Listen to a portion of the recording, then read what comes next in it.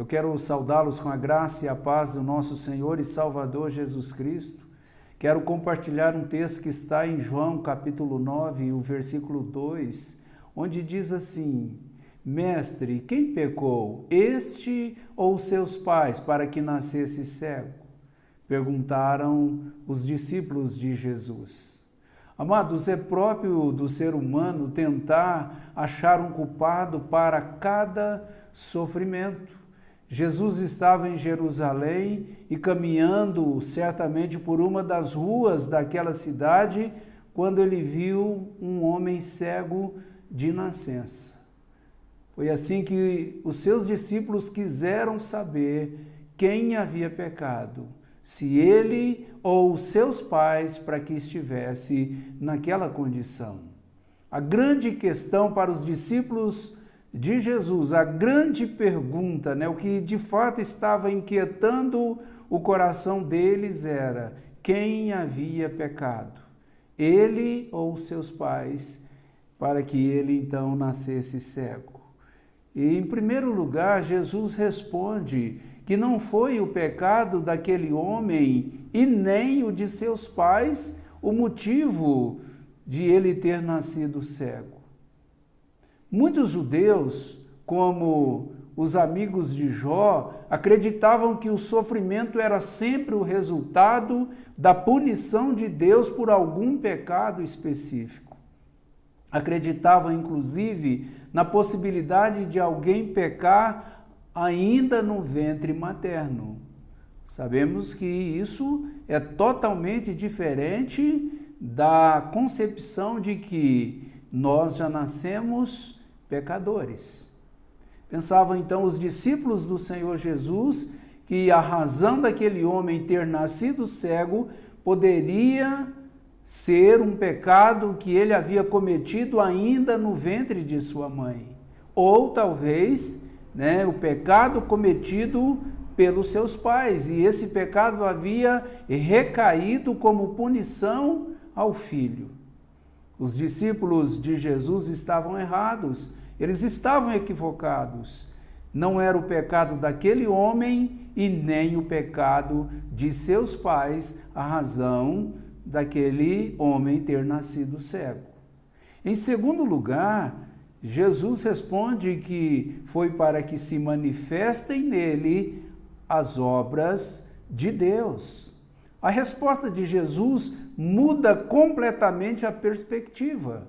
Em vez de se concentrar no passado, ou seja, por que ele nasceu cego, Jesus dirige o olhar para o futuro, para que ele então havia nascido cego.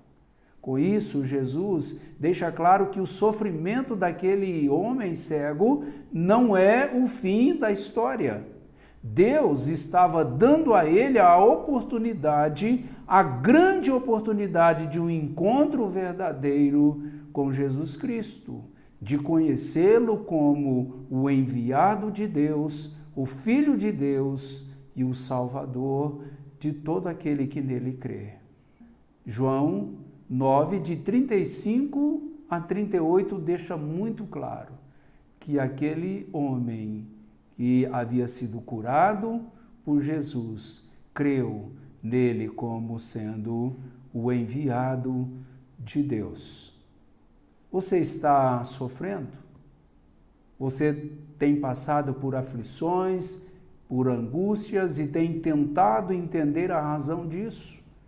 Eu quero dizer a você, saiba que o seu sofrimento não é o fim da história, e sim a grande oportunidade, a maravilhosa oportunidade de você ser moldado e trabalhado por Deus.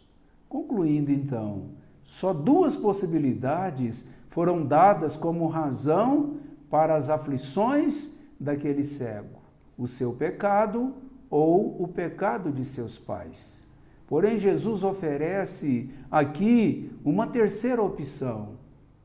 Jesus diz que, na verdade, tudo aconteceu para que se manifestem nele as obras de Deus.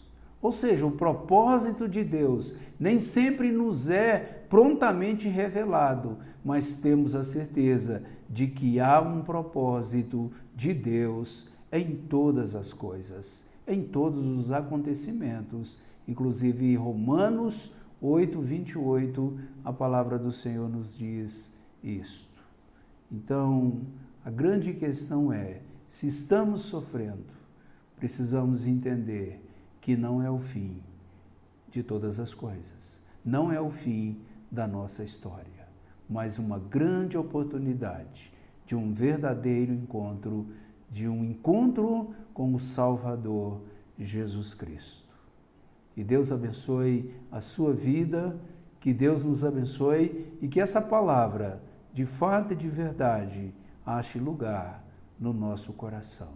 Eu quero orar. Senhor, graças te dou, porque embora não podemos compreender todas as coisas, mas podemos confiar nas tuas promessas, podemos crer na tua palavra e ainda que não entendamos o que esteja acontecendo conosco, mas, ó Deus, sabemos por tua palavra que todas as coisas cooperam para o bem daqueles que amam a Deus.